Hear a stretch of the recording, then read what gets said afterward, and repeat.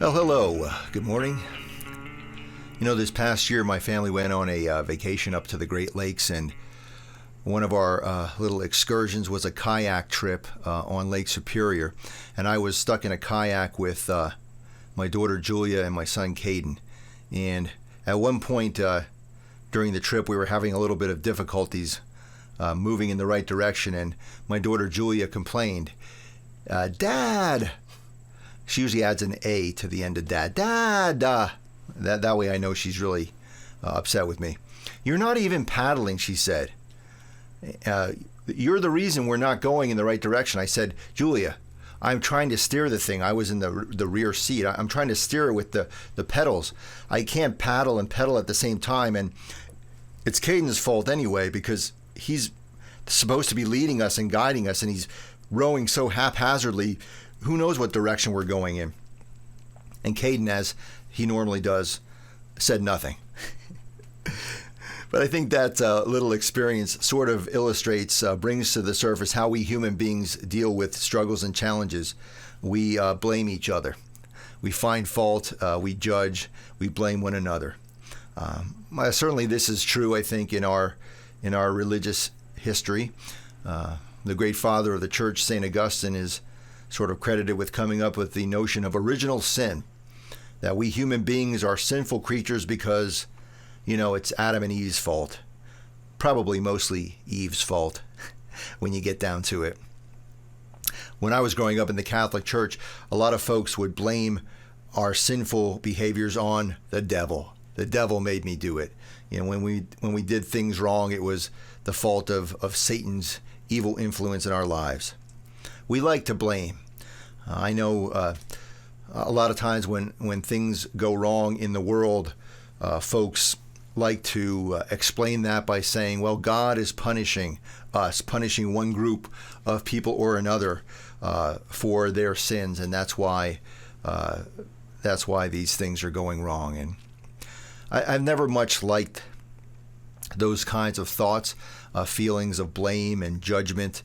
I think it causes us to sort of end up believing in a punishing and wrathful and vengeful God, which I generally have a problem with. So I kind of bristle at these verses in the book of Isaiah, in which God says this is what God's going to do. "And now I will tell you what I will do to my vineyard. I will remove its hedge, and it shall be devoured. I will break down its wall, and it shall be trampled down. I will make it a waste. It shall not be pruned or hoed, and it shall be overgrown with briars and thorns. I will also command the clouds, that they rain no rain upon it." God is punishing God's people for their sinful behavior. And I generally don't like to think of a God of vengeance and wrath, but I will say that I think that the purpose of the prophet Isaiah in writing these words is a good one, because Isaiah is trying to get the people of Israel, the people of God, to take a look in the mirror and to see what they're doing and to realize the consequences of their own behavior. And that probably is good advice for us in our time and place as well. When it comes down to it, we can't really change other people. And when we blame and judge and find fault, it really has no constructive purpose, because at the end of the day, we can only control one thing, and that's us.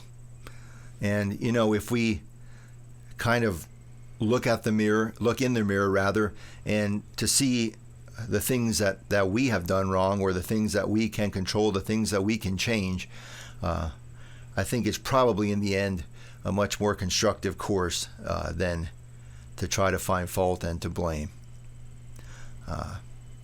Eventually, Julia, Caden, and I did control what we could control, which is our own paddling and steering, and we did get safely back to shore.